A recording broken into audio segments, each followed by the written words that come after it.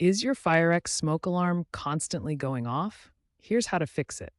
The most common causes are low batteries, dust buildup, and environmental factors like steam or humidity. Start by replacing the 9-volt alkaline batteries. Even if they seem okay, low power can trigger false alarms.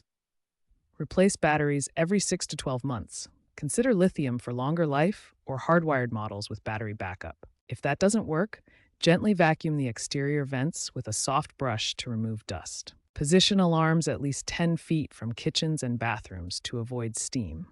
Monthly testing and annual cleaning are crucial for maintenance. If false alarms persist, consider whether you have an ionization or photoelectric sensor. Photoelectric sensors are less prone to false alarms from cooking, so may be a more suitable replacement for kitchen areas. If basic troubleshooting doesn't solve the problem, check if your FireX alarm is part of a recall for faulty ionization sensors.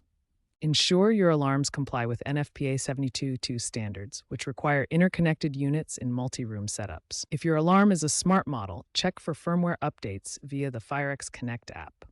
Consider upgrading to newer models with AI-enhanced sensors designed to reduce false positives by analyzing air patterns. Proactive maintenance and model upgrades often prevent escalation to full replacements.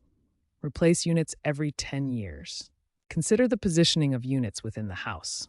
High-rise apartments are notorious for false alarms when units are near kitchens with poor ventilation. Remember, false alarms desensitize occupants, so addressing them promptly is crucial for fire safety. For persistent issues, consider consulting a professional for an inspection and possible relocation of the unit.